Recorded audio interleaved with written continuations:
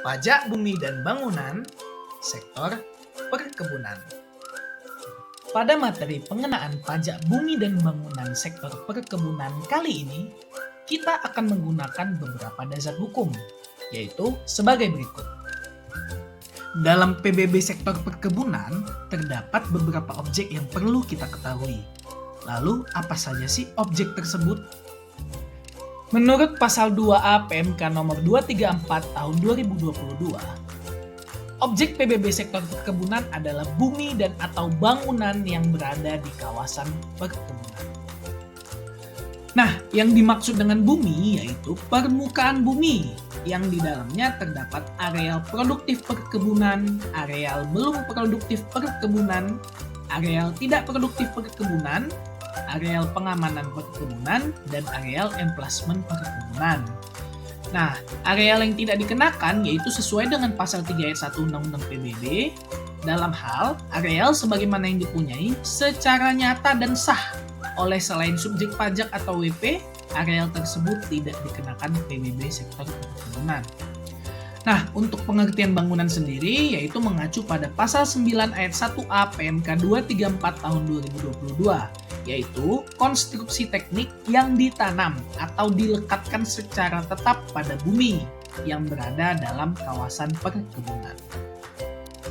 Nah, untuk pengertian kawasan perkebunan, kita akan mengacu pada pasal 3 ayat 2 PMK 186 tahun 2019, yaitu meliputi A.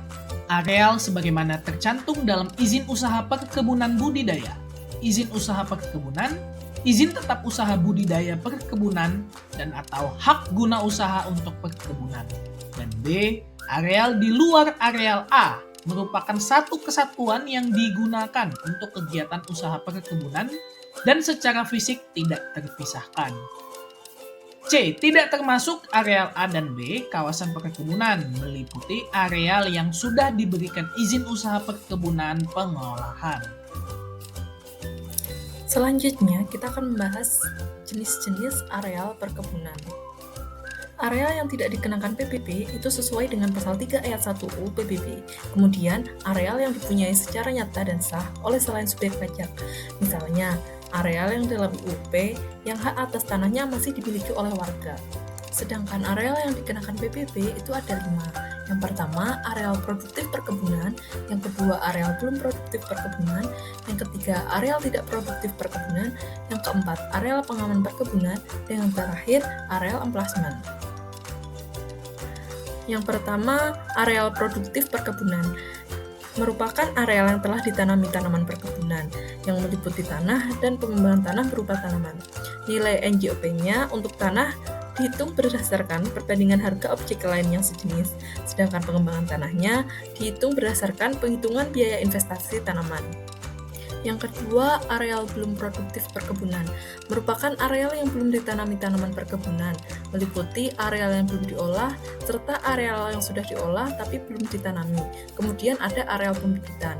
NJOP-nya dihitung berdasarkan perbandingan dengan harga objek lain yang sejenis.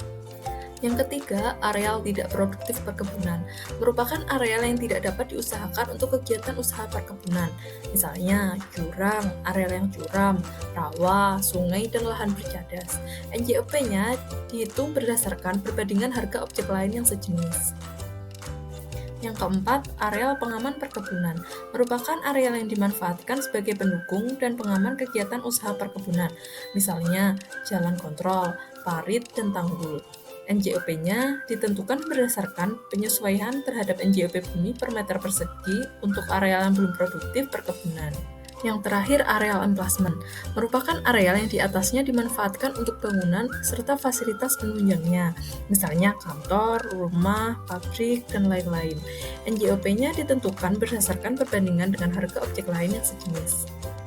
NJOP bumi untuk objek PBB sektor perkebunan merupakan penjumlahan NJOP bumi untuk areal produktif perkebunan, areal belum produktif perkebunan, areal tidak produktif perkebunan, areal pengaman, serta areal emplasmen. Sedangkan NJOP bangunannya dihitung berdasarkan nilai perolehan baru. Seperti yang sudah dijelaskan sebelumnya, penilaian NJOP bumi sektor perkebunan merupakan penjumlahan NJOP areal produktif, belum produktif, areal tidak produktif, areal pengaman, dan areal emplacement. Dilakukan dengan cara mengumpulkan data objek pembanding, melakukan analisis terhadap data objek pembanding, melakukan penyesuaian terhadap data pembanding yang meliputi faktor lokasi, fisik yang di dalamnya termasuk kontur tanah, ketersediaan infrastruktur dan jenis tanah, lalu jenis penggunaan tanah dan keluasan. Cara menghitungnya, untuk areal produktif dan belum produktif, menggunakan perbandingan harga ditambah pendekatan biaya. Untuk areal belum diolah, sudah diolah dan pembibitan, perbandingan harga tanah sejenis di sekitar. Untuk areal tidak produktif, perbandingan harga tanah sejenis di sekitar. Untuk areal pengaman, penyesuaian dari areal belum produktif, serta areal emplacement menggunakan perbandingan harga tanah sejenis di sekitar dengan pendekatan biaya. Selanjutnya, penilaian NJOP bangunan dilakukan dengan mengalihkan luas bangunan dan NJOP per meter persegi hasil penilaian. Penilaian menggunakan pendekatan nilai perolahan baru dengan menghitung biaya pembangunan baru atau biaya penggantian baru untuk bangunan kelompok 1 dengan teknik meter persegi atau teknik unit terpasang menggunakan aplikasi daftar biaya komponen bangunan untuk bangunan kelompok 2 dengan teknik survei kuantitas atau teknik lain dalam penilaian. Lalu menghitung penyusutan bangunan tersebut berdasarkan kondisi fisiknya, lalu menghitung NJOP bangunan dengan cara mengurangkan biaya pembangunan baru atau biaya penggantian baru dengan penyusutan. Berikut merupakan bangunan kelompok 1 dan berikut ini merupakan bangunan kelompok 2. Selanjutnya, konsep perhitungan PBB objek pajak perkebunan. Pertama, tentukan terlebih dahulu total NJOP bumi atas areal-areal sebagai berikut. Selanjutnya, cari rata-rata NJOP bumi per meter persegi dengan cara membagi NJOP seluruh areal permukaan bumi dengan total luas permukaan bumi. Kemudian, rata-rata NJOP bumi per meter persegi tersebut dikalikan dengan luas permukaan bumi sehingga didapatkan NJOP bumi. Yang kedua, tentukan NJOP bangunan. Untuk menentukan NJOP bangunan, pertama-tama cari rata-rata NJOP bangunan per meter persegi dengan cara membagi total NJOP bangunan dengan total luas bangunan.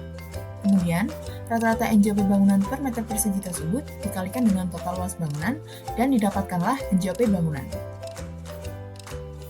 Yang ketiga yaitu menghitung pajak bumi bangunan.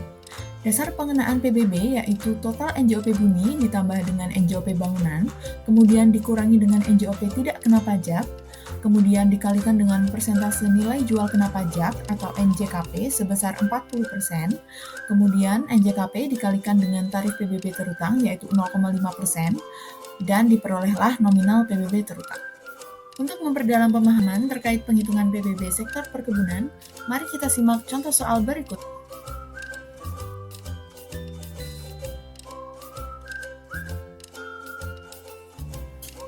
Selanjutnya, kita melakukan perhitungan matematis atas PBB terutangnya. Yang pertama, kita menghitung dahulu perhitungan nilai bumi per meter persegi sesuai dengan arealnya. Yang pertama, areal produktif dengan cara mencari nilai bumi ditambah SIT TPM2 ditambah SIT TM1. Perhitungan seperti pada tampilan. Yang kedua, areal emplacement. Menghitung nilai bumi per meter persegi dikali dengan luas bumi sesuai dengan areal emplacement. Selanjutnya, untuk perhitungan areal belum produktif sama dengan areal emplacement, yaitu dengan mencari nilai bumi per meter persegi dikali dengan luas buminya. Selanjutnya, areal pengaman, yaitu atas penyesuaian terhadap nilai bumi per meter persegi areal produktif dikali dengan luas bumi. Perhitungan seperti pada tampilan. Lalu, kita mengetahuilah nilai bumi per meter persegi dengan cara total nilai bumi dibagi dengan total luas bumi, didapatkan Rp264.410 per meter persegi. Selanjutnya, perhitungan nilai bangunan per meter persegi. Kita hitung satu persatu bangunannya atas kantor, gudang, pabrik, dan pondasi konveyor. Setelah didapatkan total nilai bangunan, kita bagi dengan total luas bangunan. Didapatkan nilai bangunan per meter persegi adalah Rp341.764 per meter persegi. Tahap terakhir adalah menjumlahkan total NJOP bumi dan total NJOP bangunan. Di sini kita tidak menggunakan kelas lagi seperti tahun-tahun sebelumnya. Setelah didapatkan NJOP sebagai dasar pengenaan pajak, kita kurangkan terlebih dahulu atas NJOP TKP senilai 12 juta. Selanjutnya kita dapatkanlah NJOP sebagai dasar perhitungan PBB terutang. Lalu kita tarifkan dengan tarif NJKP yaitu 40%. Setelah itu kita kalikan dengan tarif PBB terutang yaitu 0,5%. Setelah itu didapatkanlah nilai senilai Rp1.504.976.624. Terima kasih atas perhatian dalam pemaparan materi kami. Wassalamualaikum warahmatullahi wabarakatuh.